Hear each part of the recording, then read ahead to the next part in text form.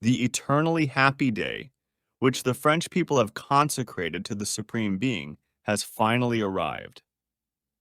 Never has the world which he created offered to him a spectacle so worthy of his notice. He has seen tyranny, crime, and imposture reign on earth.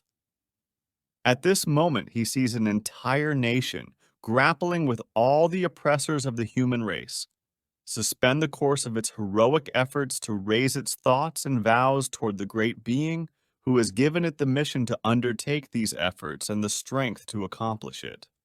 Is it not he whose immortal hand, by engraving in the hearts of man the code of justice and equality, has written there the death sentence of tyrants? Is it not he who, from the beginning of time, decreed for all the ages and for all people's liberty, good faith, and justice?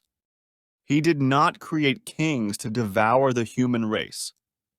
He did not create priests to harness us like brute beasts to the carriages of kings, and to give the world examples of baseness, pride, perfidy, avarice, debauchery, and falsehood. He created the universe to proclaim his power. He created men to help each other, to love each other, and to attain happiness by way of virtue. It is he who implanted in the breast of the triumphant oppressor remorse and terror, and in the heart of the oppressed an innocent calmness and fortitude.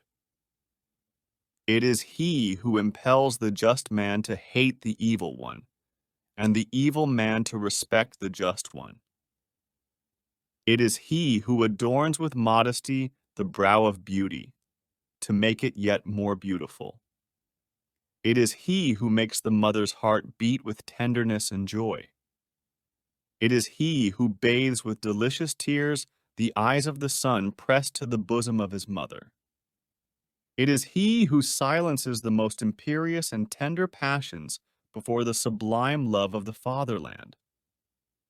It is he who has covered nature with charms, riches, and majesty. All that is good is his work, or is himself. Evil belongs to the depraved man who oppresses his fellow man, or suffers him to be oppressed. The author of nature has bound all mortals by a boundless chain of love and happiness. Perish the tyrants who have dared to break it.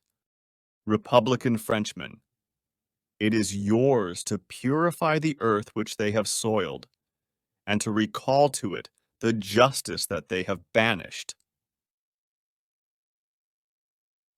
Liberty and virtue together came from the breast of divinity. Neither can abide with mankind without the other. O generous people, would you triumph over all your enemies? Practice justice, and render the divinity the only worship worthy of him. O people, let us deliver ourselves today, under his auspices, to the just transports of a pure festivity. Tomorrow we shall return to the combat with vices and tyrants. We shall give to the world the example of republican virtues, and that will be honor him still.